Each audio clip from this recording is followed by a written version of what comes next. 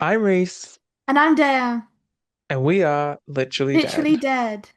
Oh, sorry, I got ahead of myself. We are still on Zoom. Yes, at a distance. It's too cold to go outside, so I just stay never want to leave the indoors. house, ever. See, me neither. And what's so funny is like I open the window. Obviously, I open the window.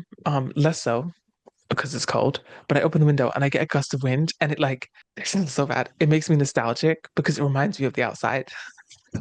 See, people keep telling me to leave the house, and I'm just like, why would I ever want to leave? My bed is here, my sofa's here, my TV is here, What good comes from outside all besides my like my Uber snacks are Eats? here. Yeah, although I never have enough snacks. You can never have enough though. That's the only reason to leave the house, to get more Yeah, but snacks. I just mean like I'm really bad at buying snacks. Like I'm like an ingredients household, you know? That's why I always buy extra snacks when I'm at your house.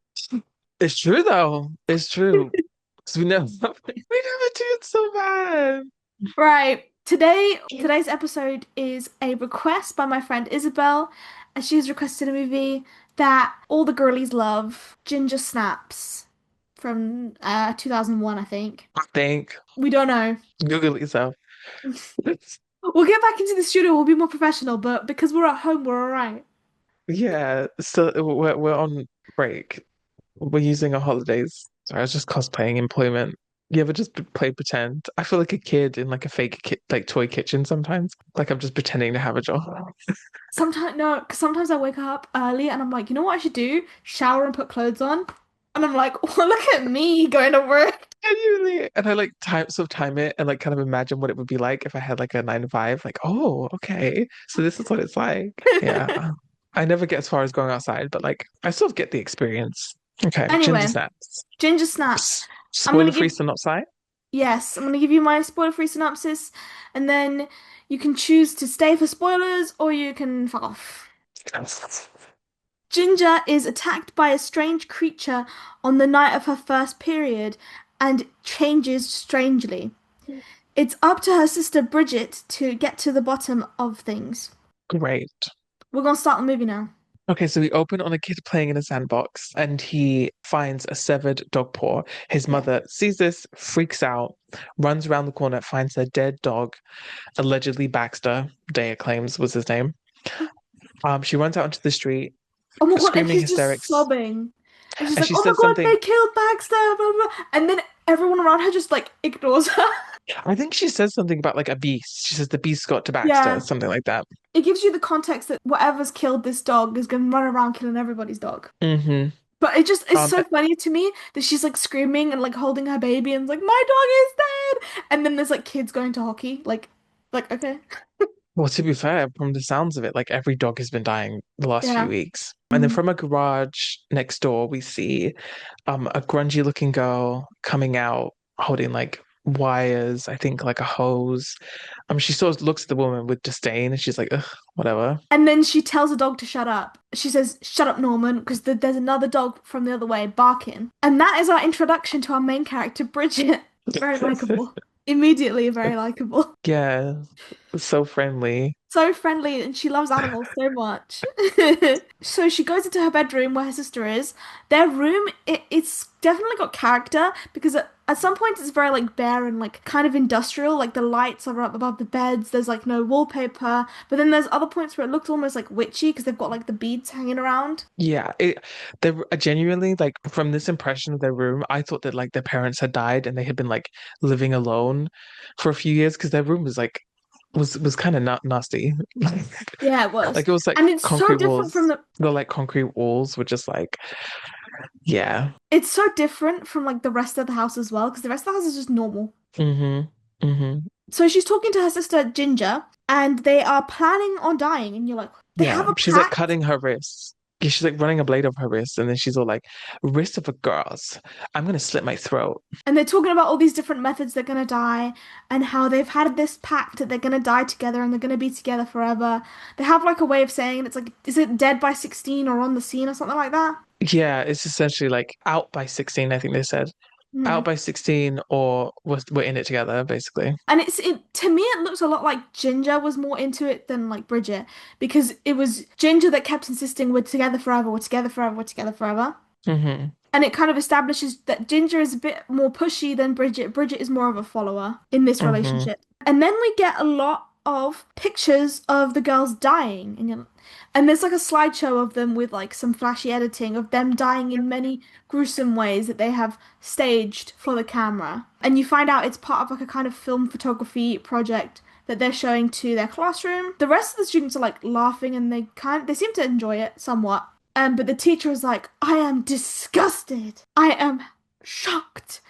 You have to send me after class. Like, this is bad. This is so bad. It's art, it's subjective.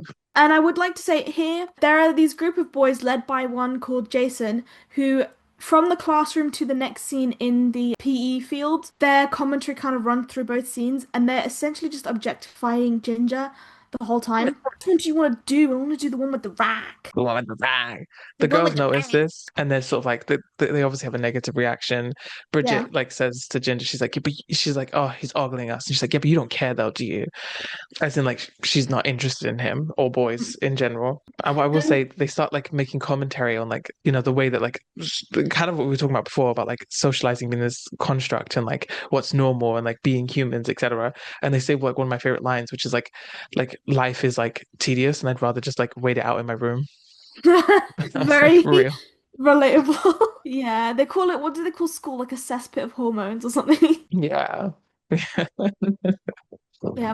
And then they seem to have this game where they kind of pick a girl and they decide on how like they're gonna die. And it seems like they're kind of just chatting shit about this one girl in their class. But they're not that far away from that group as well. And another girl kind of walks past them and hears them and tells the girl that they were like, she's gonna die on like in the supermarket buying hair extensions and only on diet pills. Something like that. Yeah.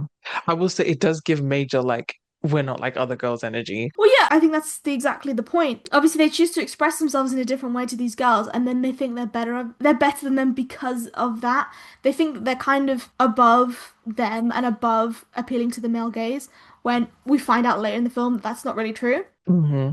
And I mean, I was one of these with girls, but I just turned out to be like non-binary and gay. So I don't know how other girls grew out of that. So you're not like other girls. I'm not a girl.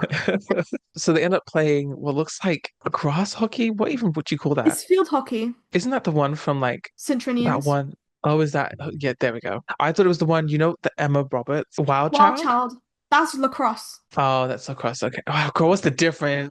One of them has nets and one of them has sticks. Oh, they're both just made up though.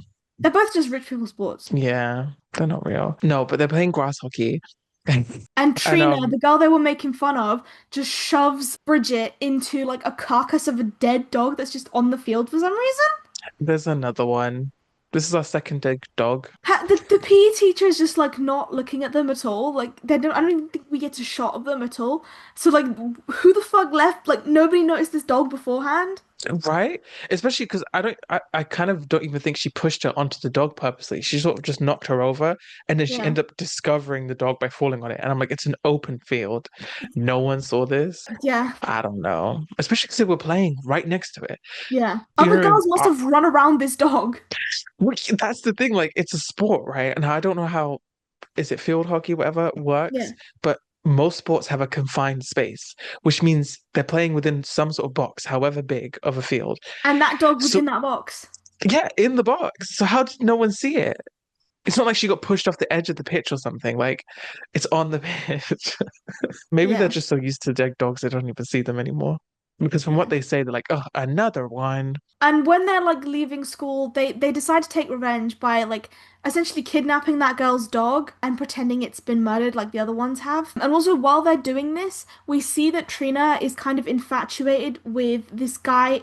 I think he's kind of creepy, who like hangs out outside of the school selling drugs in a van. Sam? In a van. Sam, No, yes, Sam. Sam. I thought you said Sorry. van. I was like, what? No, I said Sam. I feel like it's like a staple in American movies to have like a loser in their 20s that just hangs around a high school. Mm-hmm. Mm-hmm. It's a I drug don't, dealer. yeah, but far too like nonchalant about these drug dealers sitting outside their schools, but that's just me. They don't even have gates around their schools. But then, so yeah, we get introduced to Sam and his drug dealing posse and his yellow van, which okay, a yellow van is kind of slay, even though he's a creep. Yeah.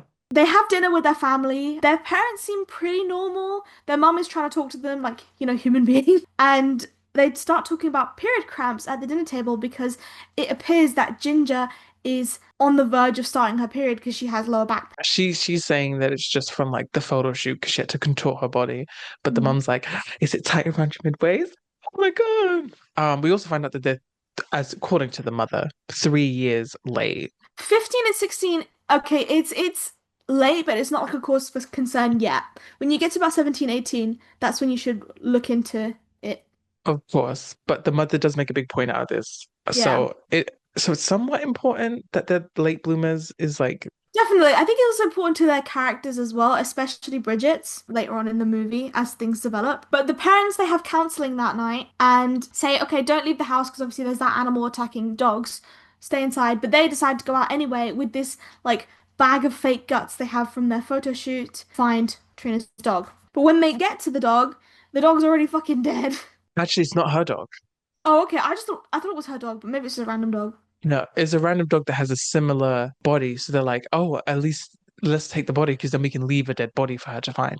As in, when Mm, we kidnap a dog, we can not only leave like guts, but we can actually leave a real dead dog. yeah. So they try to pick it up, and then the arm like sort of like pops off, and Bridget is like disgusted, and she's like, "No, I can't do this." And she's like, "Oh my God, Ginger, you got blood on you." Oh yeah, and Ginger's like leaked and there's blood on her leg. Yeah, they think it's the dog, but then they obviously realize that it's her own. I wanted to talk about why like the way they talk about their period is very like strange to me because they don't talk about the period like a natural phenomenon or like even as something disgusting. Like they don't discuss like the body horror of it too much, but they discuss it more like coming into womanhood and that to them is seen as like a negative thing. Like Hmm. while they're Hmm. talking about to this dog, they're like, why is I can't there was a specific line, I can't remember it. But like it seemed to me like they will try to distance themselves from their periods by it feels like period is like the great equalizer amongst like women, right? They can't be better than other girls or different from other girls when they all have periods, if that makes sense. Hmm. And to me it felt like because they were late bloomers, that's why they kind of had this like a little bit of a superiority complex about it. Like everyone's Hmm. just like a hormonal slut when they get their period. Everyone turns into the same thing. But then they haven't had their period and therefore they're fine. Yeah, it's like a few scenes from now when we'll see them shopping for period products, and she says something along the lines of like, the physicality of it is one thing, but if you start hearing me complain about cramps Oh, it's or just my if you hear me go fangirl over a tampon machine. yeah, then shoot me. Yeah. So it's more about the like normalcy, as you said, of like becoming a woman than like the actual physicality of the period. I Very don't know. It's just interesting. it's something an interesting point about their like characters and how they view themselves in relation to other women. This is like this kind of film is like a genre in of itself. There's like a a history of films that depict girls around the age of like 12, 13 going through some form of transition that typically either coincides with their period or is a metaphor for their like period. Oh yeah, Um Carrie's the like most famous one.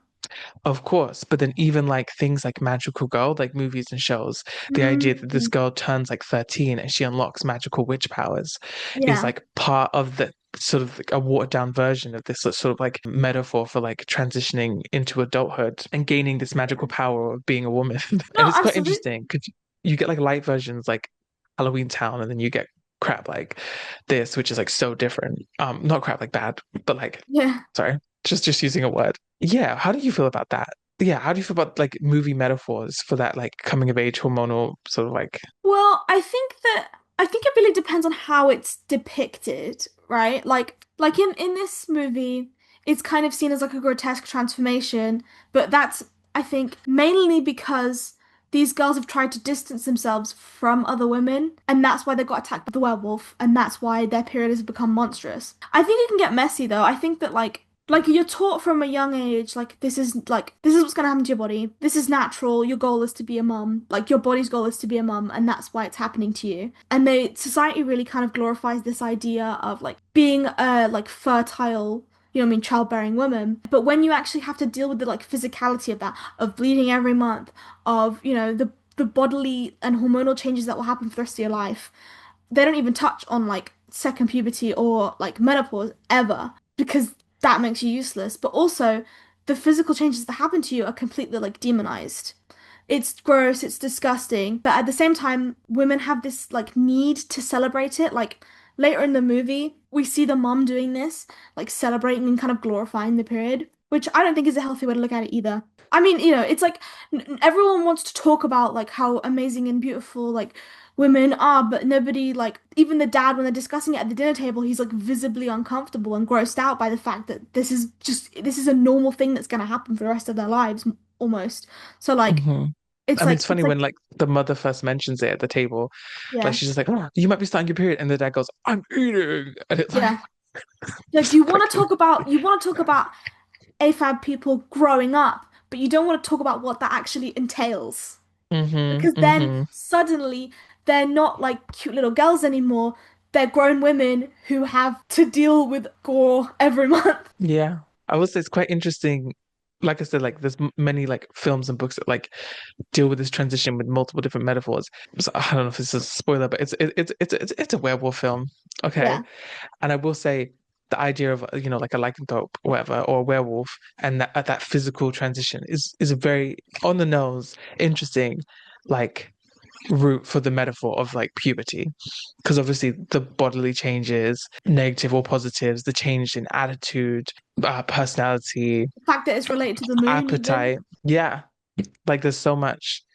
Yeah, so I think it's a really good one, but specifically to like you said, to show the more like physical, but also like unappealing side of it, Yeah. because puberty is unappealing, and we do touch a little on male puberty too, but we'll get to that. I don't know. I like the idea of being like neutral about it. Like Hmm. this is just something that will happen. You shouldn't like over glorify it and you shouldn't be like overly horrified by it. Yeah. Unless you're turning into a werewolf, in which case be very horrified.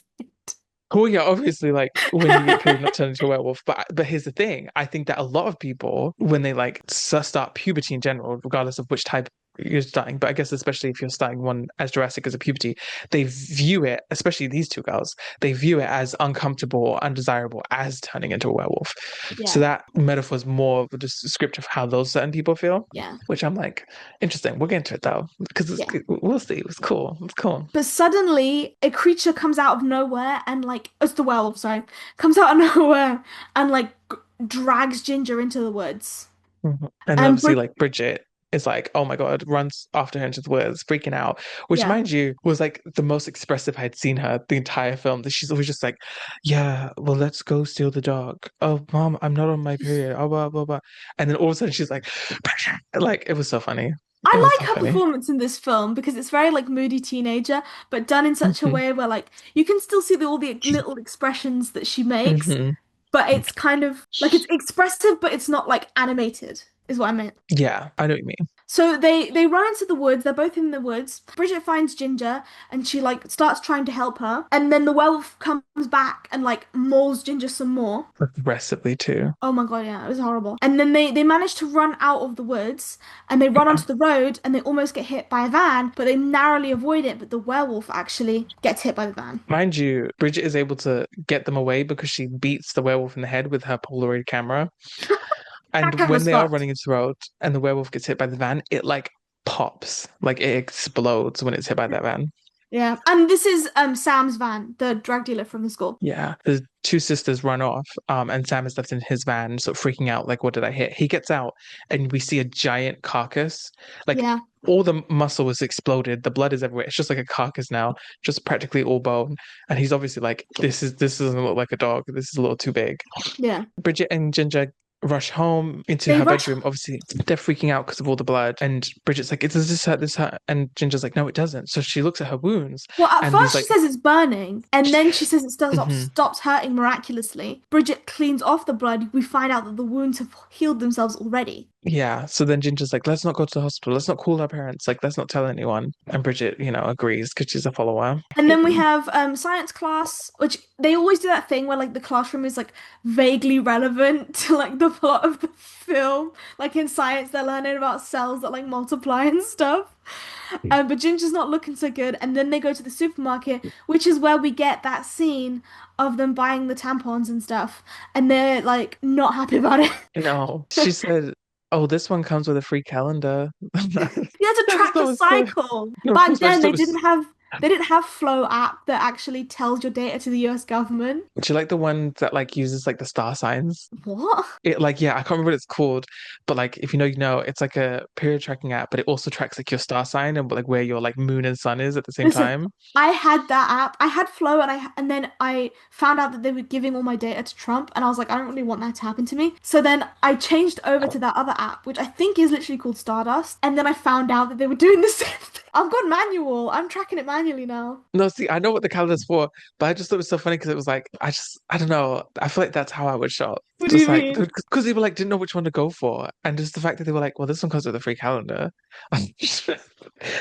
Oh, it just really tickled me. Just like the idea of like just looking for the best deal, like not looking for comfort, not trying to figure out what like would be best fit for me. Just being like, this is on discount. Yeah, this is 2 for 1. That would be me. It's very telling too that they don't go to their mother, although it's also unsurprising Yeah, because her excitement about it is yeah, something that they want to avoid and would make it worse because that would play into the normalcy of them yeah. getting their periods and into becoming normies, but essentially. And then at the checkout, that guy Jason comes in. He tries to make his move again on Ginger, where essentially he says like, "Oh well, a good toke is supposed to take the edge off," and she goes, "Well, maybe I like my edge." A toke, is that like smoking? Yeah, I think so. Okay. I think it's outdated language, but yeah, I think so. Yeah.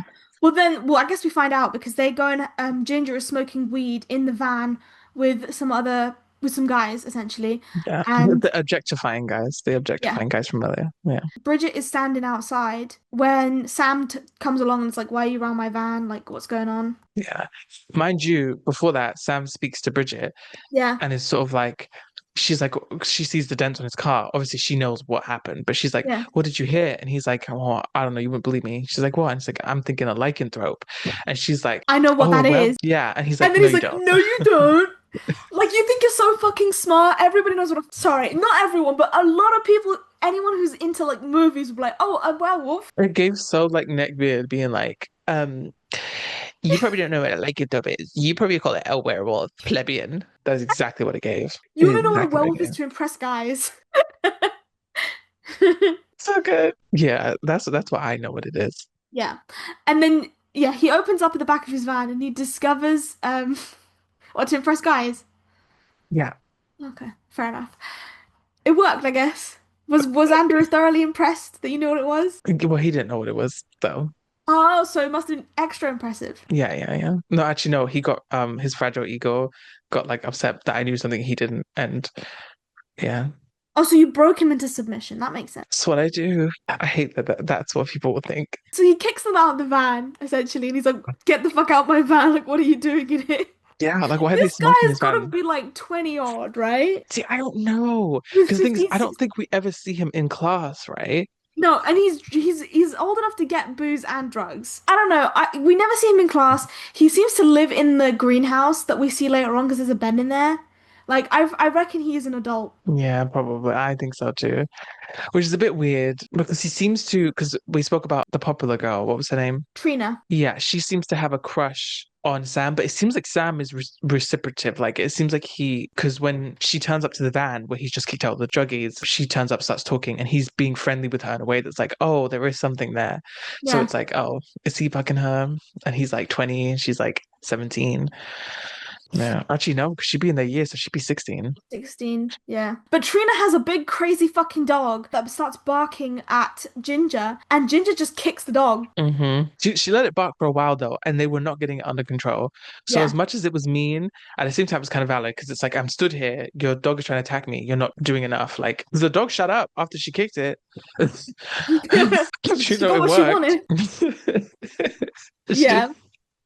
don't kick dogs, guys. Don't kick dogs. No, unless you have to. And then they go back to their room, and it turns out that the scars left behind by the werewolf are growing hair. Yes. Mind you, also, Bridget realizes that she has a photo Yeah. of the werewolf that she accidentally took while she was hitting it in the head with with the Polaroid camera. Yeah. They're looking at this hair and there's this photo and they're having this conversation and what's it called? Ginger's like, I can't have a hairy chest, like this is not happening. Bridget is like, well, something must be wrong then. And as she says that, like Ginger starts like bleeding really heavily on the floor. And so they decide to go to the nurse. Yeah. And every like the because they obviously can't say, oh, she's been scratched by bitten by a werewolf and she's turning, right? They word the questions really vaguely. And so the nurse ends up basically validating all of the like shit that's happening to Ginger. They're like, does hair grow in weird places? Yeah, that's normal. Which again puts the like metaphor like really on the nose. Yeah. I will say what I love that Bridget says to Ginger when they're freaking out about what's happening to her body. She says something's wrong with you, and more than just being female. And I liked the wording of that line. I had to put that in there. Also, I think that it was like really interesting how like obviously they have a serious bodily issue that is actually abnormal, right? Yeah. And like you said, like not only is the nurse validating it, but also it's very realistic that they're like, oh, I have an actual health issue. This is an Yeah. abnormal amount of bleeding, or this is an abnormal body change. And the And medical yet, professional will just tell you it's normal. yeah, like no, everyone's period is like that. Everyone's body is like that, you know? Yeah, I just thought it was very, yeah, because I know a lot of people struggle with that. And then they end up with oh, what's it called? Endometriosis. That's it. Did you know Yeah. that there are more studies on how men are affected by their partners having endometriosis than there are on endometriosis? As there should. Have you ever had a partner with endometriosis? No. There's also more studies on male pattern baldness and Viagra. As they should. I don't want to No. see bald men. I don't want to see bald men out there. I don't want You to see, don't I want don't to see want to have bald to see that. men. I don't want to have to see that. You know what I mean? Like at least if you got growths on in your downstairs, I can't see it. You know, bald men, I can see that. And that's disgraceful. Keep that out of my vicinity. Does your boyfriend watch these videos? No. He listens, so anyway. No, obviously there should be more studies. I'm just being Yeah. a bitch for Yeah. the sake of being a bitch. Yeah, it's funny that there isn't like more on it, especially because like it can be so serious. Well, the thing is that general health, like most health studies are mostly done on men anyway. Even to like even strokes and heart attacks, they manifest differently in men and women, and we didn't know that until recently. Yeah. There's low stuff. It's like everything. Like almost every study that says average person was studied on a man. So I'm just reevaluating Damn. my life. You're like, oh, no wonder those studies were so accurate to me. No, Hey, I'm not a boy. Leave hey. me alone. So when Oh, these girls are different, they're cool and interesting. But when I'm different, you're a hate the bitch. girl that tried to be, yeah, I'm a bitch. I hate Yeah, the but girl who so tried were to be they, different. okay? They were cool and different, but they were also bitches. But am I cool and different? You're definitely different. It's supposed to look like that. Anyway, go on, girl. That is supposed to like that always reminds me of the American like showing off their Thanksgiving dinners. Yeah, like everybody's so creative. Anyway, so they go home and they're having dinner, and then the mum pulls out because the mum was doing laundry and found blood on Ginger's sheets. And so at dinner, she pulls out a cake and it's like Ginger's favorite. I don't have anything special for my period. I didn't get a period cake. No? No, Really? Nothing? no. I got to stay home from school one day. Wow. Did I ever tell you my period story? Real first? No, I don't think so.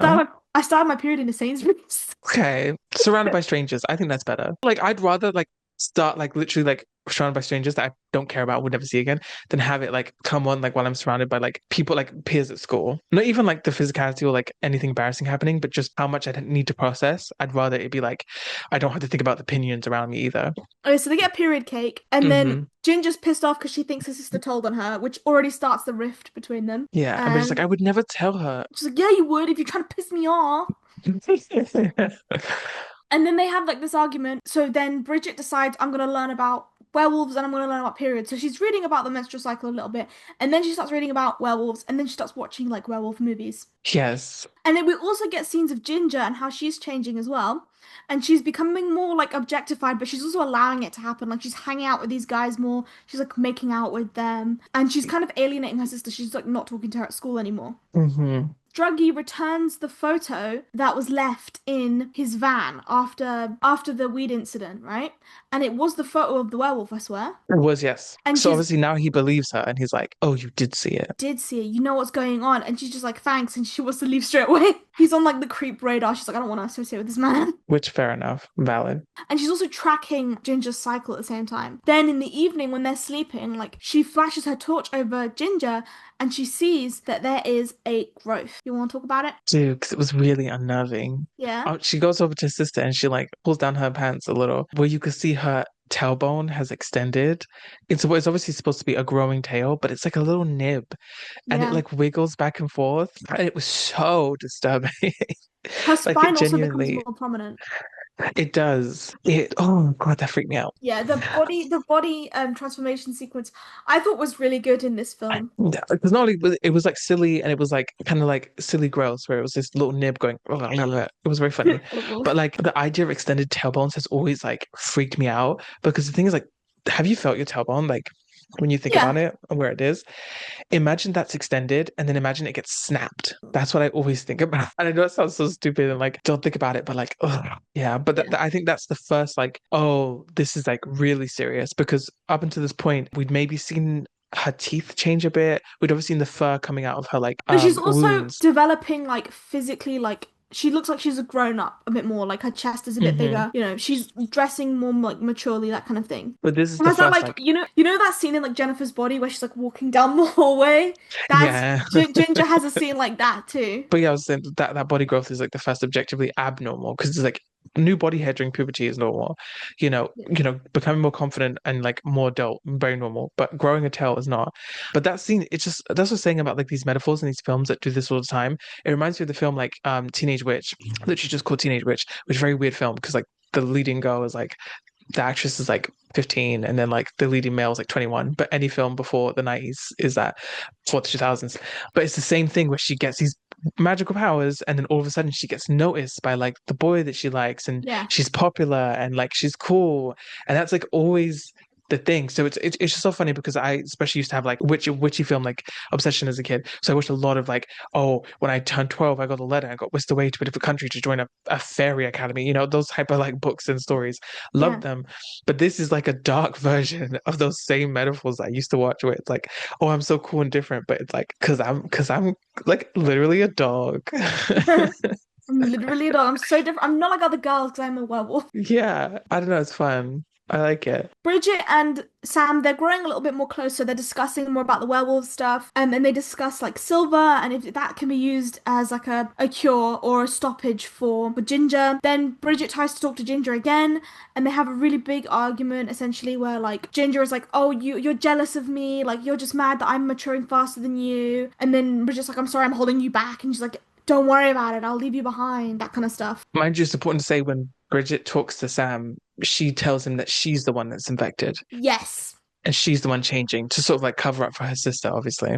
And even though they're having like a spat at the moment, Bridget is still very much like trying to protect Ginger. I think also there's something to be said about the rift in their relationship, obviously being a parallel to the fact that it's also distinctly put out there that they're in the same grade because Bridget skipped a year because she must be just like super smart, whatever. And now her sister, who's 1 year older than her, is going through puberty and she's Mhm. developing and she's leaving her sister behind. And her sister Yeah. is this like, dud now who is like a late bloomer and her sister's becoming this woman.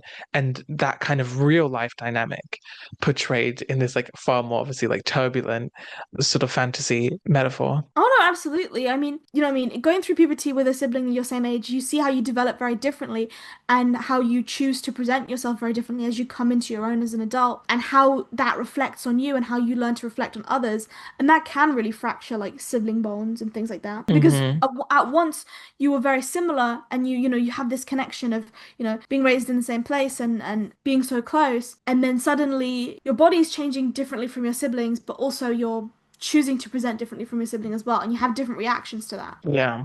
You suddenly have different interests, different friend groups, different wants, and the gap just feels huge. And that's Yeah, exactly what's happening here. definitely. And I think I there is an think element of jealousy amongst like teen girls because I think because their bodies are so much more like criticized than anything else, and the fact that they're told that they have to look at what I mean, they have to look a certain way to be normal or cute or to get attention or whatever. And so when they see like their siblings gaining some of those attributes and they're not, or they are gaining those attributes and their siblings aren't, then there is like a different kind of rift that forms. hmm there's also a level of betrayal between the characters because as we've seen, their whole life up until this point, they've had this like shared belief that like we can't be normal and we have to be Yeah. different than everyone else, and we don't care for boys and marriage and having a normal life, etc.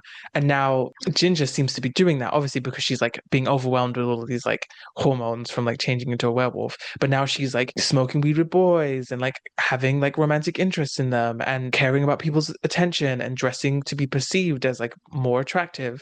Yeah. And Bridget feels like, betrayed. She's like, oh, I thought we didn't care about this. And like, Yeah. I thought we were in this together, which Yeah. before was more of Ginger's thing, but now it's more of like Bridget's thing, where she's like, oh, what happened to like in this together? Yeah. Which I think is Definitely. quite interesting because it really is like, I don't know if you've ever experienced something like that, but like just like knowing someone where it's like, oh, we don't care, like we're different, like whatever. But then as soon as that person like joins a certain like sports team or suddenly gets favored by like, a popular group or like something more ideal than you, all of a sudden they're just like leaving you behind. They're like, okay, Yeah. like now all of a sudden I care, even though they said they didn't, you know? No, absolutely. Yeah. I've had friends like that in the past. You just drift apart in that way and you feel a bit abandoned. And then Ginger decides she's gonna go. She has sex with Jason in his car and she kind of pounces on him. Yeah. He's Um like, oh, like watch it. And she like pushes him down. He's like, who's the man here? And then that and pisses she her just off. goes, "Who's the man here?" Boom, pushes him down. Is like, Yeah. yeah. Honestly, she's so aggressive with him. It cuts off about here, but Mhm. she was so aggressive with him that I thought it was implied that she like eats him. That's what I That's thought how too. I what wrote that in my notes, yeah. even though this is my second time viewing. I completely forgot about this scene. Yeah, there's also like a shot of her back as she pushes him down and like her Mhm. spine extends and like Yeah, like pops out even more. And I was like, oh, she's like eating him. Like she's full werewolf now. yeah. Right? Because especially because then it cuts to her essentially like coming home, in the dark, and She's Bridget gets covered woken in up and blood. she's like, "What's wrong, Ginger?" And she tries to reach out for Ginger, who's in darkness, and she touches her face and realizes her hand is covered in blood. Ginger runs into the bathroom, starts throwing up in the toilet. Yeah. Bridget questions her and finds out that she essentially ate the dog, the Yeah, next door neighbor's dog. she killed Norman, which is the dog that Bridget told to shut up in the beginning of the movie, and also during their first argument, Ginger says, "Shut the fuck up, Norman," which is so funny. Like it's like a callback because now Norman is silent. Yeah. Also, I think that's supposed to be the moment where you realize, like, oh, she didn't eat the boy, she ate the dog. Because you see on Yeah, blood, you're like, oh, she ate him. Oh, she didn't. She also then talks to Bridget and says that she slept with him, which is yeah. funny because she describes the sex and she said it was like awful. She says he sort of just wiggled about a bit and then he was done. And I was like, oh. Honestly, I thought that's how she was describing her kill, and I was like, "Oh, which one is this?" And then she says, oh, he's going to go tell his friends and they're going to like, say shit about me. But then Bridget very naively says, well, they'll do the same to him. And that's when Ginger very wisely says, well, that's not how it works. No, He got laid. I'm just was it the weird freak I'm who, just the freak. I'm just the freak lay. yeah, he got laid. I'm just the freak lay. Ginger finally admits that something's wrong with her after she has killed this dog. She agrees to get a belly piercing. She does, and she gets because she Bridget has this like silver ring that Sam gave her that's like pure silver, and she's piercing the belly thing, and the needle gets like stuck in her, and obviously like silver is not reacting well with Ginger, and like she's like almost transforming, like she's like in a lot of pain and stuff. But they do Yeah. manage to get the piercing in, and all I could think of is why would you choose a ring for like a belly piercing? Because that's just gonna catch on everything. What? They're quite popular. I guess to be fair, I've seen a lot more barbells in recent years. Yeah. But it's like nipple rings, you know? I guess I've just seen less rings as of late. I guess because this was early 2000s, like it makes sense that it would be a ring. But in my head, I'm Yeah. just like, that's just gonna catch on every piece of clothing you have. I feel like if I ever did, I would never. But if I ever did, it'd just be a cute little stud. Like, why can't Yeah. it just be a little stone that's like cute, a little clit for your belly button? Norman is discovered the next day. The little boy who Hmm. was playing with Norman like discovers him, and then it's the next day at school. Yeah. Which, mind you, isn't a shock when he finds the dead dog because everyone's dog has been dying. Yeah. So no one bats an eyelid. I don't think we get to see anybody's reaction. We just see the boy drop the bowl of dog food. That's exactly what I mean. Like, nothing comes of it. Then we get to see PE again, and Sam tries to approach Bridget. He whistles, right? And Trina comes running like a dog. And then he goes, Bridget, and she's like stops in her tracks. Oh, he wasn't calling me. And she looks so like, yeah, she's so jealous, obviously, because she thinks that something's happening between Bridget and Sam, which makes her jealous. And obviously, she hates Bridget already. So she's like, fucking bitch. But obviously, Bridget's very like self-conscious about people like knowing that they're talking and stuff like that. And Ginger is quite judgmental because she openly calls him a creep and's like, he's only after one thing, like did you get yourself a boyfriend, that kind of stuff. Bridget goes up to Sam and's like, are you on drugs? Like, you shouldn't be here. First of all, again, why are there not fences around this PE area? And second of all, why would you go up to a class of like teenagers when you're high as fuck? To sell drugs. I guess. But he's not selling, clearly, because he was trying to talk to Bridget about the transformation stuff, but she sent him off. And then He could do both. He's probably there to sell. And was like, oh, Bridget's here. then he would have You called don't Trina know. over too. Oh, you don't know. You don't know. We don't know. I don't know. I don't think so. But that's just, I feel like he gets plenty of business because he seems quite popular. And then they have a fight essentially because Trina's like, "Oh, you're just as big of a skank as your sister." What's it called? She tries to shove Bridget when they're playing hockey again, but this time Ginger, because she's got like her like super strength or whatever, she like comes for Trina. She like runs over to her, she pushes her down. Trina's bleeding from her nose. Yeah, she whoops her ass. Yeah. Also, I will say in this field, we also see the boy that Ginger slept with. Yes, Jason. And he comes over to his friends and his face is like beaten up. Like he's got like scrapes and cuts on his face. And his friends Yeah. are like, what happened to you? And he's like, oh, I slept with Ginger, whatever he says. Ginger rocked And my world, as he that says. was it. And she really did rock his shit because he looked beaten. He looked beaten. But then they look down at his pants and he's got like a red, like what looks like a blood spot on his pants. He's like, And they're did you like, get your period too? oh, he says, did she bite your dick too? Oh no, I thought it was, are you on the rag as well? Like, Oh, I thought he said, did she bite your dick? I thought it was a period joke. Oh, well, either way, or maybe they did both because there were two guys there. But either way, he goes, "Oh, it must be like an ink spill," and then he Yeah. runs off like, "Ah." He runs to the bathroom and he pisses blood. Yeah. Which okay, so I'm just gonna tell you now. The implication is he has been infected, and Yeah. we do see him later on, and he looks worse. And again, it's literally infecting him with puberty because one of the first changes we see happen is that a substance that doesn't usually come out of his penis comes out of his penis, which to me was a parallel to obviously semen, etc. Now coming out of his penis and starting puberty, etc. And when we see him later on, when the virus seems to develop even further in him. He's like covered in acne and spots, and his skin is Yeah, I like was really gonna breaking mention the out. acne. But then he also gets like far more aggressive, which again is very similar to Ginger, but also, is something to say about puberty in general. But Mm, yeah, which I thought was interesting, especially the blood out the penis, because I really did think that like that really was like a parallel to like semen, etc. This like unknown substance coming out of your penis that shouldn't be there, or that you didn't think should be there. Again, it's like so on the nose that there's like werewolf virus is puberty. It's yeah. like it follows, but instead of it being like an STI, it's puberty. Yeah, definitely. And he comes out the bathroom and he sees Bridget, who's waiting outside for her sister, who's being told off by the guidance counselor at the moment. And he's just like, "It's ink from my red pen. It's ink from my red pen."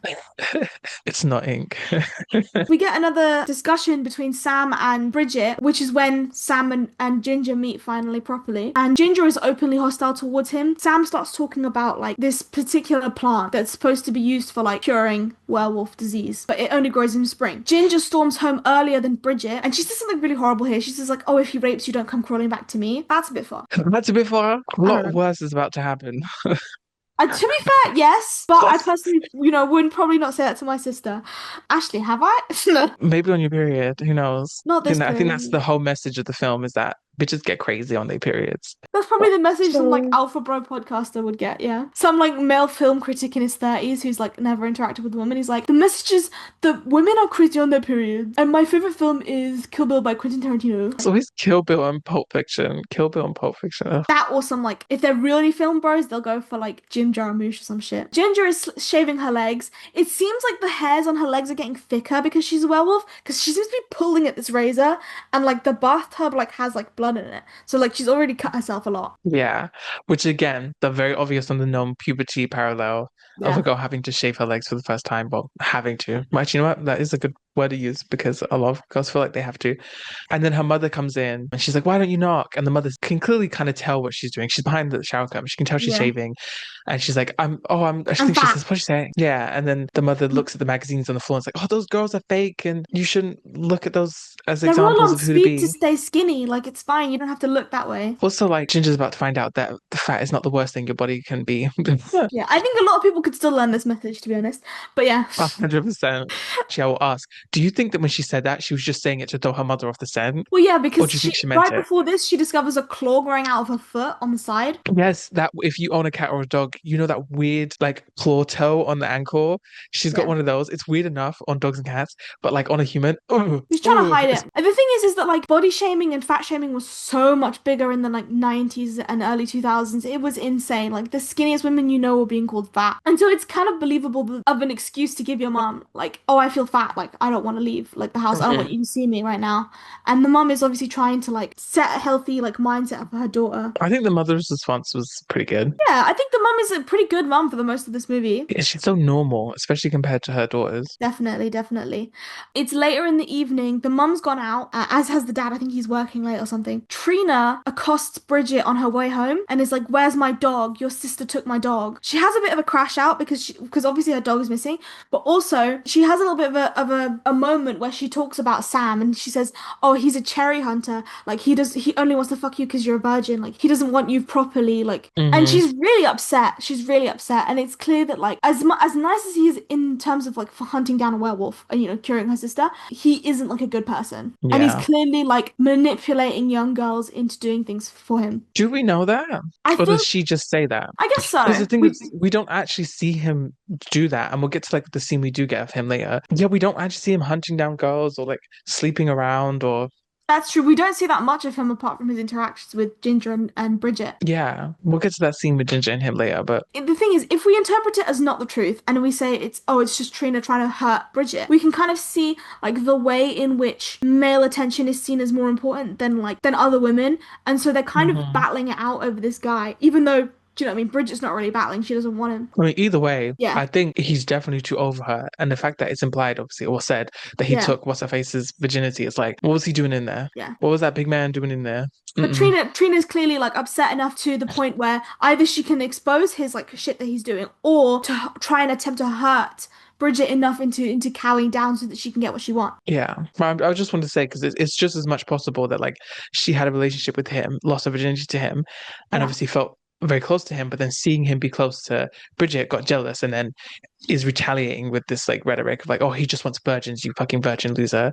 yeah. You think he liked you? No. Obviously, Ginger comes and like they have a kind of scuffle. Ginger drags Trina into the house, covers her mouth, and is toying with her like an animal, really. What should I do to her? Like, and Bridget's asking Ginger to stop repeatedly. Trina's obviously like terrified. She vomits in Ginger's hand, and as Ginger is backing away from Trina, going, "Oh, you're disgusting, gross," Trina grabs a knife and essentially is trying to like get away from Ginger, but she slips and knocks her head on the counter and dies. No one pushes her. It was all her own doing, slipping on spilt milk. Yeah, literally slips on spilt milk. But they have to quickly figure out what to do because the parents are almost home. They can hear them like pulling up. And so they decide to they put Trina in the freezer and they like use the blood as one of their fake deaths. Like they see Yeah. Ginger lying on the ground and then there's Bridget with the camera and they're faking it. So the parents are like, oh, girls, we told you none of this in the house. And there's no dying in the house. Yeah, and Ginger's like, it's corn syrup. Want some, Dad? And it's definitely not corn syrup. And you know, it Yes. definitely was because it was very fake looking blood, to be Yeah. honest. But But maybe they put fake blood on top of it. I don't know. oh, did they? You think? I don't know. Nah, I don't think they had time. That's true. Yeah, but then the mum goes to put some meat in the freezer, so Bridget runs in there and is like, "Mum, stop!" And then the mum opens up the freezer but isn't looking in it. She's looking at Yeah. Bridget and she throws the meat in and she's like, "What?" And she's like, "How do I get boys to like me?" No, she goes, "What do men want?" Oh, that was it. Yeah. And the mum is the closest to the fridge. She's like, "I'm glad you are." Like the mum is very clearly like really wants to be connected to her daughters. Like there's a scene I think earlier on in the film where I think it was after Trina gets beat up, where the mum asks Bridget, "Should I check in on Ginger? Do you think like it's gone too far?" And then Bridget goes, "Oh no, Ginger thinks it's cool that you like let us figure out our own thing." And then she's like, "Oh, Hmm. okay." Yeah. Okay, I'm a cool mom. The cool Okay. mom.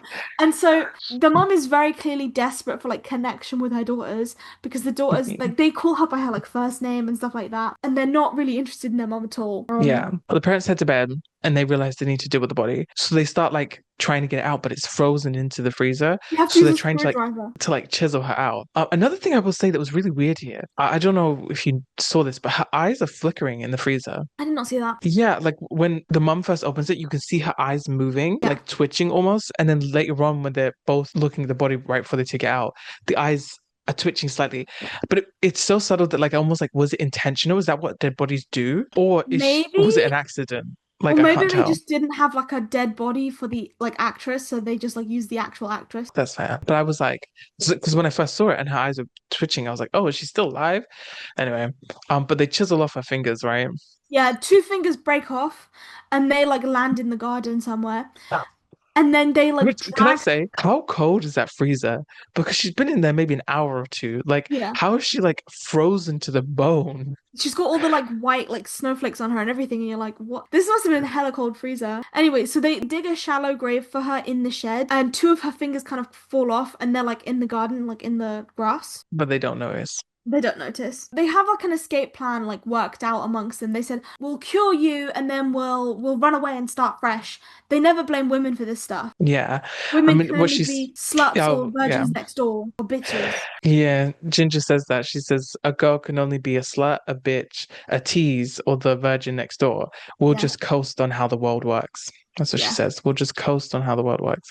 I thought that was, yeah, I remembered that because specifically because I wanted to discuss that. I thought that was very poignant Yeah. line. I think it's a great line. Yeah. I mean, they're like two white suburban girls. Like they're not gonna get, Yeah, you know. it's very aware, very aware. Then it's the next day, and Jason corners Bridget in like the cupboard. They decide that Ginger has to stay home tomorrow and like pretends to the school that she's sick, but also pretends to the parents that she went to school. Hmm. And so Bridget on her own, Yes, and she gets accosted, whatever the word is, by Jason, and he pushes Jason. her into the janitor's closet, and he's essentially like, "Is Ginger avoiding me? Because I feel really good." And he's got all this like acne on his face now. It's really aggressive. It's kind of Yeah, gross. it's But then very the janitor threatening comes in, and saves her. and At dinner, they have this conversation where they're asking what happened at school, and then Bridget says, "Oh, we were on a field trip," because Ginger's like, "Oh, I wasn't there," and the mum's like, "I don't remember signing a permission slip." And then even the mum at this point goes, "Oh, I got a call saying I hope you're feeling better, Ginger." yeah, she catches her out. Yeah, she catches her out, and then Ginger like runs upstairs, and I think this is where we have the conversation where the mum is like, "Should I check in?" and that kind of stuff. And then the next scene we have after that is the tail cutting scene. Yeah, it's Bridget goes to check on Ginger and catches her trying to cut her tail off, which, mind you, she does with just as much effort as she tried to slit her wrist, which was none. She's like rolling her tail around on the blade. Like, it was very like, I'm gonna cut her. She's doing it. She's just cutting herself for attention. She's not actually trying to do it. Just wriggling her tail around on the blade, like not actually getting at it. I don't know. Yeah. I don't know. But then downstairs, Bridget sees some flowers that the mum bought from the craft store, and they're the same flowers that they need to cure Ginger. Yeah, it's And perfect then, timing. yeah. And then she runs upstairs. She sees her sister cutting her tail off, and she's like, "No, no, don't do this. We've figured it out. We got something. We can use this. We just have to figure out what we're supposed to do with them, and then, sort it out." They seem quite cordial. They go to bed. The next morning, Ginger gets up to go to the bathroom. And it's a Yeah. very funny scene because Bridget is watching her from her bed, and you see Mm. her, she's just in her underwear, and her tail is like sticking out of her underwear in like a really unsettling way. It's like so normal now. Like I know people have like tail fetishes where they wish they had a tail. I don't. I guess I no, no. Especially because when people are like, "Oh, it'd be so cute, just cute," I'm like, no, because it wouldn't. It would just sit weirdly in your underwear, looking like a misplaced penis. Because You'd that's what have it to looks cut like. Let's be holes in all your honest. clothes. She looks like she has a dick growing out of her ass. That's what it looks like. But when Ginger enters the bathroom, Bridget grabs like a plank of wood and like uses it to stop the door from opening and essentially blocks Ginger in the bathroom. And Ginger freaks out, like, "Let me out, Bridget. Why are you looking me in here?" She's like, "This is for your own good." It's very good. And she takes the flowers and she goes to Sam, and they decide the best way to do things is to make a kind of drug out of the flowers and inject it into you. By the And then way, they only make one. they only make one. And also, these are dried flowers from a craft store. That's how they could get them in like autumn instead of spring, right?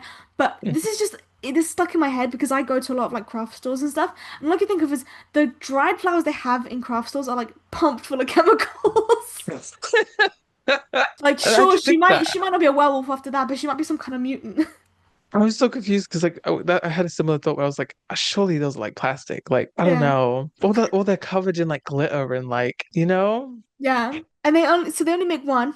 But also Sam knew that it was for Ginger the whole time. He's like, "Oh, make sure you give it to her quickly or something like that. Make sure your sister's okay." That kind of thing. Yeah. And And then Bridget's like, "You knew," and he's you like, knew. "Yeah." Yeah. It was pretty obvious. Ginger actually escapes from the bathroom and goes to school, which Bridget discovers because the like door is open and stuff. And while she's at school, the first thing she does is turns up to some guys, the friends of Jason, and then she's like, "Oh, I'm in charge of the prizes for the party at the greenhouse tonight," and then she just flashes them. Yeah. She's got like a trench coat. I think because she looks like she's wearing some sort of like top or bra underneath. So it must be either be she's in her underwear or she's got like laundry on or something. But Yeah. she just opens up her trench coat. But then the teacher sees it and is like, goes at the council or whatever, and he's like, get in my office. He looks so nervous. Yeah. Yeah, which I was like, is that a like, get in my office now, Ginger? Or is that a get in my office now, Ginger? Either way, I'm threatened. So Bridget is walking to school to catch Ginger, obviously, but then she hears a kid like crying out for help, and she goes and she sees a little kid because it's Halloween now. He's in his little dog costume and he's getting like accosted by Jason. Lets go of the kid when he sees Bridget. And it's like a girl, great, Yeah. and she manages to inject him with the cure. And I guess it's a good guinea pig, to be fair. Well, here's the thing. She knew he was infected. So when she was making the cure, it confused me why she didn't think to make a second one In it, to I cure would him too. even just a backup because you know how aggressive they are. Like I would make like three or four. Yeah. Or like, especially when because Sam keeps iterating to Bridget when they're making the cure that like, we don't know what this will do. This could like kill her. Like, we don't know if this will actually cure her. This could kill her. This could like make it worse. This might not be the way to administer it. All these things of like, we don't know. I'm like, then use the boy as the test dummy.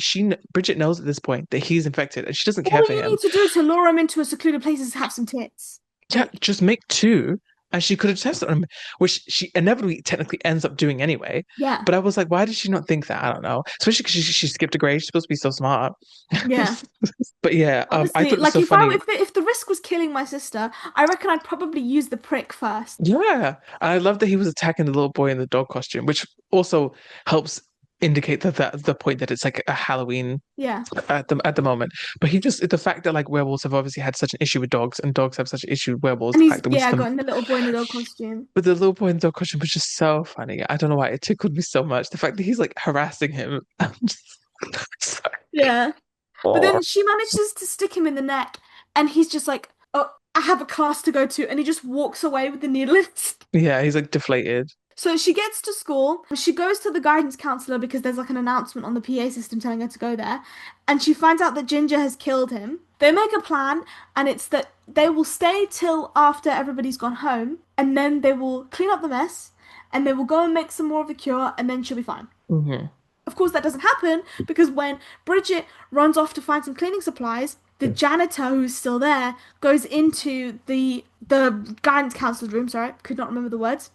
Yeah. But it also looks like he's trying to lock the door, and that like Ginger keeps opening it. I don't know. I feel like she just wanted to kill someone. Yeah, so she does. She kills him. Yeah, but she's like throwing him around in front of Bridget first. She's like, I don't like the way he looks at you.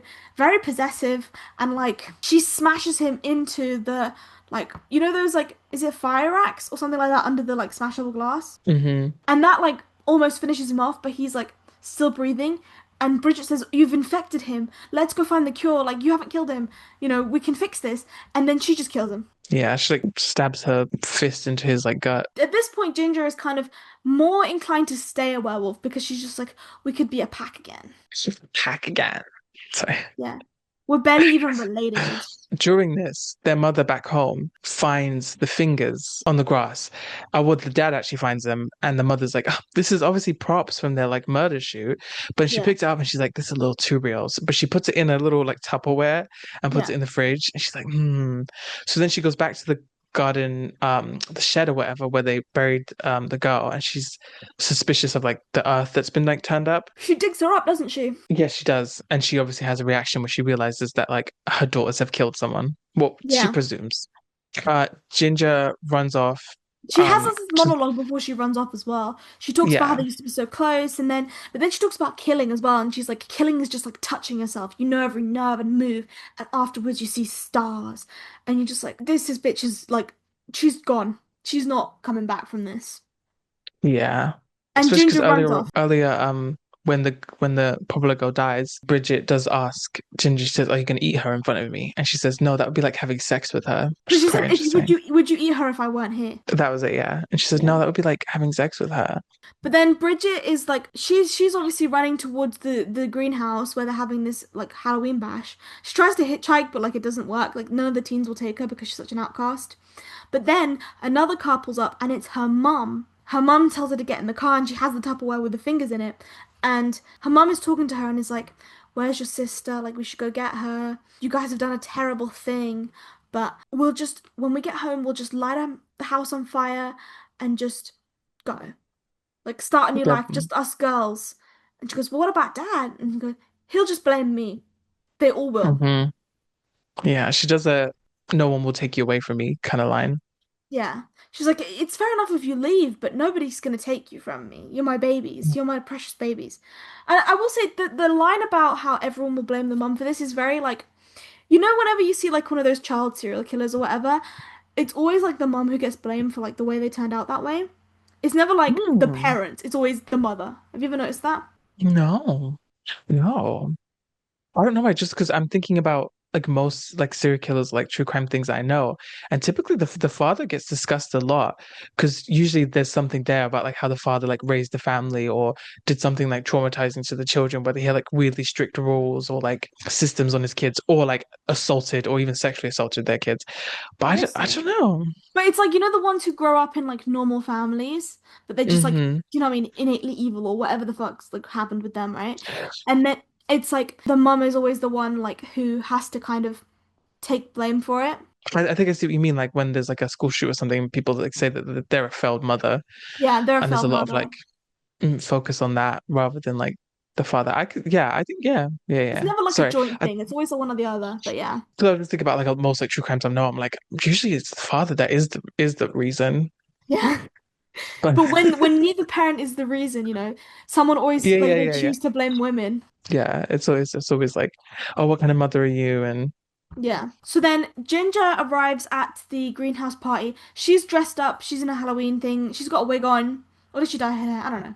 Or maybe because she did have streaks in her hair, so maybe her hair's just gone all full like that color. yeah, it's money pieces, isn't it? I think so. That's what But that's what it's called. well, no, because that's only when it's two. But she had multiple streaks.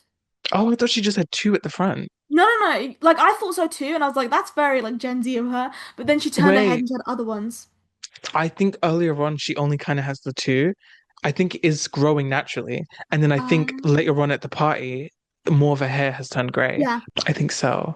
yeah. I never really thought about it too hard, but I think that's part of the transition because obviously she's getting grey fur. No, yeah, I see what you mean. I That's a think whole that's part of the what's transition happened. I didn't pick up on. That's crazy. Also, her face is way more wolf-like now. Her face is way more wolf-like, and she's dressed very scantily, like clad, and she's walking into this party like she owns it. People think that she's wearing a costume. So They're you like, learn rad it, costume. costume. Yeah. I will say she's more wolf-like, but still, I don't know what the word to use is. Like still a fuckable wolf, you know? Not that I My would. jailbait fuckable wolf. Yeah. Yeah, I know I shouldn't use that word, but like that's like I don't want to say attractive, but you get what I mean. Like, Yeah, she's like sexualized. yeah, yeah, yeah, yeah. It's Yeah, not like it's still more girl than wolf. definitely. She's walking through this party and she kisses the guy, but then she just ignores him afterwards. And she's heading straight for Sam, and she's trying to seduce him. She like gets on top of him. He's resisting, but very weakly at first. He's just like, no. And then she just kind of takes it. Hmm. But then as Bridget and her mum drive closer, we get like another cut back to that. We cut back and then finally he like pushes Ginger off of him. But that scene there too, because of what the public was saying about like, oh, he just hunts virginities and he's just a perv or whatever. Like he Mm, had Ginger on him, and he does kind of start to like give in, which I always hate scenes like that when a man is being sexually assaulted, and they mm, always because it's in that bubble of like, oh, a man would never say no. A man is being clearly sexually assaulted, and he clearly doesn't want it, but he ends up giving in, and mm. and it's never like just. I mean, don't get me wrong, she's strong enough to overpower him, but like it's never just like. Oh, he's been overpowered and forced into it. It's like almost like he's been convinced. And I absolutely hate when that is used in like TV and films for like men being sexually assaulted because like it paints this idea that like the guy always wants sex and that he's making an active decision against his wants to not have sex when he's like Yeah. no no no I can't do that to your sister is like I would love to but I can't because your sister rather than it being just I don't want to, Yeah. you know. I really hate that it's like they make a man's no seem like it's going against his own natural instincts, which pisses me off, but whatever. But he pushes her off and he's like, no, because of Bridget. And I'm like, the fact that he would do that does make me question, is he just a cherry hunter? Because like, why did he care so much about like sleeping with her sister, you know? Because this is not a virgin. He was like, no, no, no, you ruined my chance of getting that cherry. I only fuck 15-year-olds, not 16. You're too old. Oh, please don't clip that out of context. We'll see. And then Bridget enters the room. Sam pushes Ginger off finally.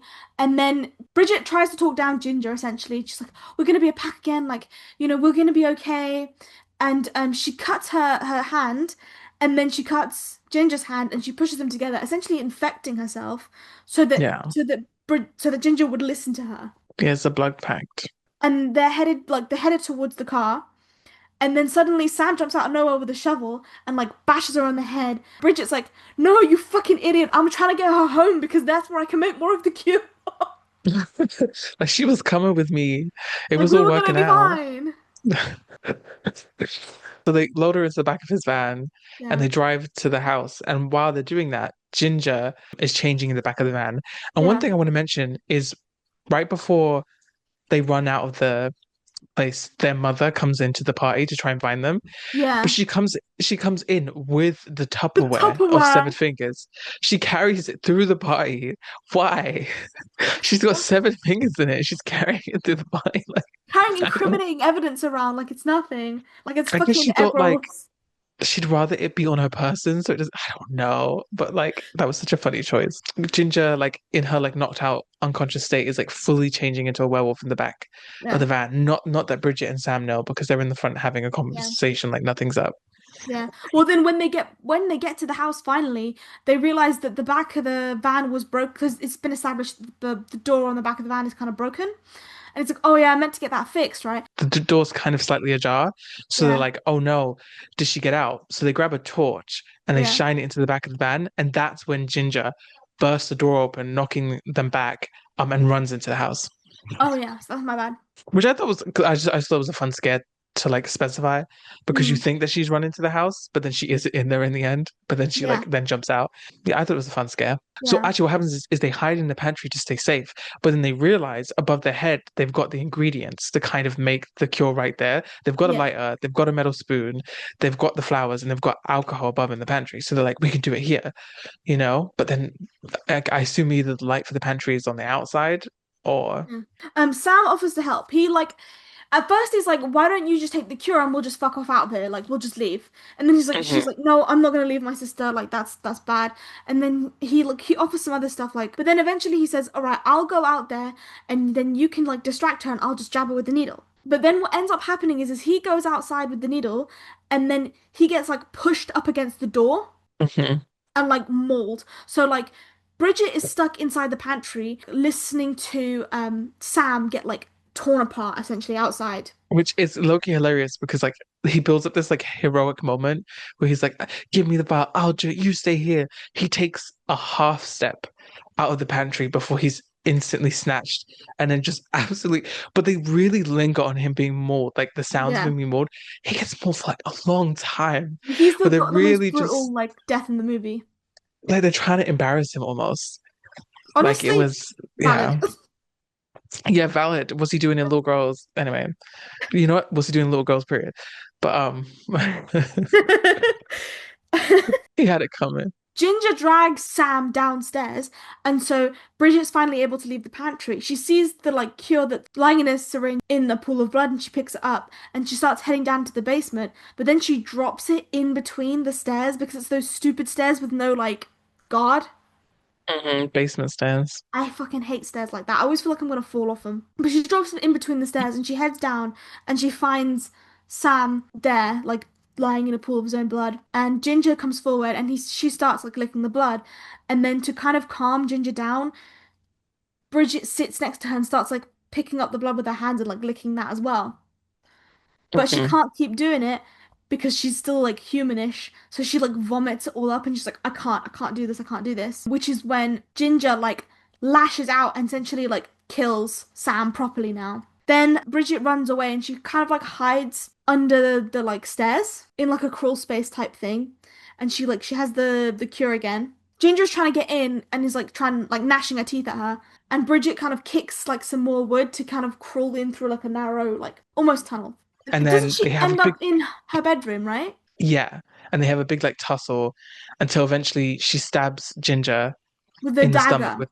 with a dagger, and she like sort of like passes out and is like breathing in pain, and then she backs up against the wall and finds the syringe actually, Mhm. and she has this moment where she stares at her sister, and then she gets up close to her sister and hugs her. Yeah. Her sister's still breathing, but like Well, no, seems quite because badly injured. as the camera kind of pans out, this you can hear the sounds of the of Ginger breathing, and then she stops breathing. Yeah. So she's hugging her as her sister dies, essentially. She kind of realizes that maybe it's Or like too late. allegedly, Um, because there's three films. well, okay. So let's just end the movie here, right? So Ginger is dead. Bridget is hugging her dead body, right? Yeah. Presumably she probably killed herself. The next two films are not about Ginger. I haven't The seen next, the the other next two. two, well, no, because I looked up the synopsis because I was like, because I was confused about the ending too. I was like, clearly, like, is Ginger still alive or is she dead? Like, what's happening? So I looked at those ending explain videos, right? And they said Mm. that Ginger died. And I'm like, okay, so if Ginger's definitely dead because smarter people than me have decided she's dead, what happens in the next one? So I go on Letterboxd, right? And I look up the synopsis for Ginger Snaps 2. And Ginger Snaps 2 is about Bridget, about what happens after the events of Ginger Snaps 1, where Bridget, she apparently the like cure they found, the is it mugwort? No, not mugwort. Something else. The flower doesn't actually stop the transformation for Bridget. It just kind of delays it and stops it. And so she's kind of become an addict to this drug that they've created. And so she's in rehab. And there's a strange girl there who she meets. And then there's also the specter of her dead sister, essentially. So she's being haunted by Ginger. Oh, okay. Maybe we And gotta then do the that. and then the third film is a prequel set Oh, is it? in like colonial times Canada about like Oh, maybe their with the different ancestors. cast. I think they're the same. Oh, okay. Because the third one had a bit of a weird name that kind of implied, oh, this might be either a remake, a recasting, or like a prequel with like different cast. That was my It's assumption because it was something like it was like Ginger Snaps like Reborn or some crap like that. it's like this it's like the version of the story, but it's set like in the past. Oh, A I think an retelling. alternate universe. It's alternate universe, I think. That's such an interesting choice Well, to go alternate apparently universe. I've heard okay things about the second Ginger Snaps, but I've not heard very good things about the third one. Oh, let's see for myself. Anyway, Yeah. let's get to our reviews of the film Yes. we actually watched. I go first. I gave it, actually, I debated a lot. Mhm. I can't really decide between like a 2.5 and a 3. Oh, okay. So you didn't like it so much. Um, what I did, because 2.5 to me is like middle, right? Okay, yeah, That's kind yeah. of how I see it. 3 is like middle good. Mhm. And I think it is middle good. I want to say 3, but there were just times where it was a little like a lot of the dialogue was a little bit all over the place. I think Yeah. some of like the order of events were a little repetitive in a way that's like very telling of the genre and the time. But Mhm. like it was a bit like, I don't know, I often feel quite bounced around when it's just like house, like school, greenhouse, house, school, greenhouse. Okay. Yeah. And it's just like a bit much. So because of that, I kind of bumped it down to 2.5. But I don't know. I think there's a lot that I like about it. I like a lot of the way that the characters interact. I liked a lot of the characterization. I liked a lot of like the writing as far as like Ginger and Bridget, just because I like a weird character, who like Yeah. talks in a way that isn't like considered necessarily normal or speaks and says the things that like characters aren't usually supposed to. It's interesting and it's compelling. I love, like the metaphor. I like the way that a lot of the aggression is done, etc. But I just feel like small things can make it better. Like I Yeah. almost feel like if it was remade with like maybe like a bit more of a budget and slightly different team, that it could be better. Like same film remade could 100% already like double its quality. Those are my thoughts. Well, this is my second time watching it. The first time I watched it with my sister. I did not really, I didn't gel with the film the first time I watched it. Hmm. But then on the second watch, I think because I was watching it on my own and I didn't have anyone like in my ear telling me how to feel, I could kind of enjoy it more. I loved the metaphor. I liked the characters. It was very like autumny vibes, which I thought was really good. Good. I liked the werewolf transformation. Like when they discuss werewolf movies, it's always American Werewolf in London, American Werewolf in London. Like it's the best like werewolf transformation, but I actually prefer this one because it happens over the Hmm. course of the whole movie, and I think it means a lot more. But that's just me. Maybe we'll cover Werewolf in London and I'll have a completely different opinion. I think it has a lot to say and I appreciate that, but I like a film that has a lot to say. Like when we were watching Terrifier, that was fun. But then Damien Leone comes out and says, "A horror's not political. I have nothing to say." It kind of dulls it for me because I'm just like, oh, okay, this is just mindless slop that I can consume. Whereas this one, I Yeah. can watch and I can choose to dissect it if I want to. Yeah. I think this is a lot about patriarchy. Yeah, I did enjoy it more on a second viewing. I will say, I think the first half is much better than the second half. And Yeah. I think that's a lot to do with what you're saying about school greenhouse home. Whereas in the first half, there's different like places. It's not just the PE field, it's also like the classrooms, it's also the supermarket, it's The different, playground. the playground where they get attacked, like the forest, all this I kind of 100% stuff. agree.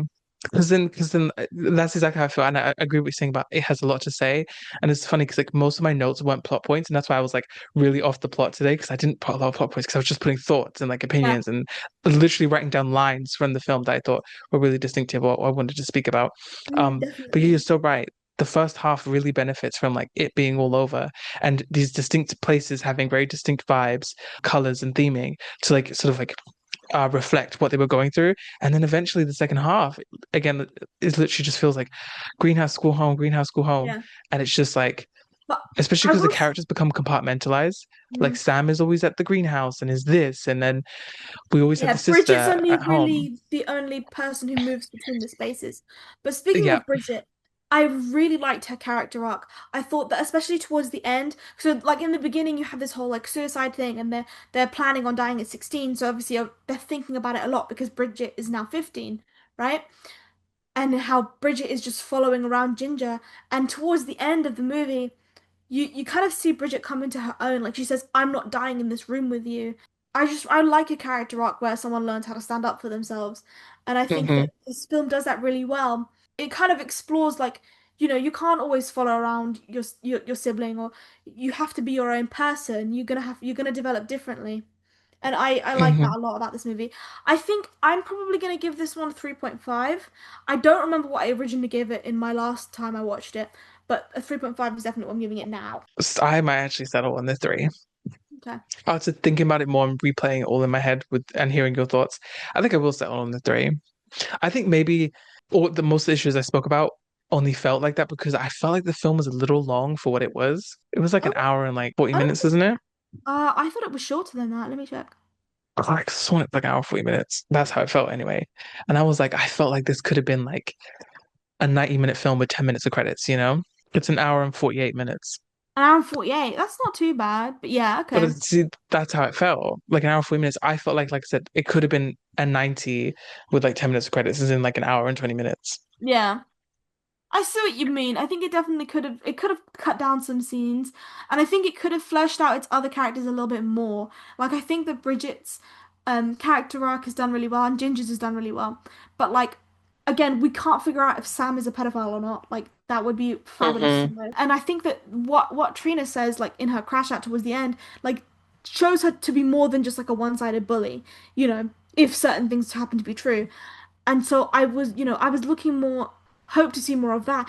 Even when the mum decides to choose her children over like logic and safety, like that's something that's really interesting, and I think that character is really interesting, but we don't get to see that much of it. Yeah, especially at the end, because Ginger's like first kill of a human Mhm. is the counselor, right? No, it's Trina. Oh no, I guess she dies of her own. Yeah, you're right. It's the Yeah, counselor. 'cause she doesn't kill Trina, it's the counselor. And her first kill feels like such a distinct moment because the whole point is her going from like, normal to aggressive and sexual to attacking dogs to attacking to killing dogs to attacking people. She literally kicks a dog, then she kills a dog, then Yeah. she attacks a person. Then she kind of is semi-involved with someone dying, right? Mhm. But then she actively murders the counselor. That her first kill should have been such a distinct moment of like no return, and it's such a random one where she just like randomly goes to school to go flash some kids for no reason, and then gets caught by the counselor and ends up killing him. Mhm. It was just kind of, I think, skip the counselor because he was an irrelevant character the entire time. Just do the janitor, like make it the janitor, make it a moment where the janitor is like talking to Bridget or doing something with Bridget, and then have her like because that kill of the janitor was far more distinct than the counselor. Yeah. And I just, yeah, and you could have cut out that whole random like flashing the boys scene because we Mm. get her being a sexual creature at the party when she turns up and acts a certain way at the party and then obviously assaults Sam. We get to see the moment where she's a sexual creature, which I think is the point of her flashing the boys, is that she's now this promiscuous figure. We see Yeah. that later on. We don't need that scene. You could easily cut out her flashing the boys and her killing the counselor and just put in the bit where she kills the janitor and just add a short, like, precursor to that. Yeah. It's a great film, and I all the girlies love this film for a reason. Like you should definitely check it out if you haven't. But I think that it could have used its time a little more wisely.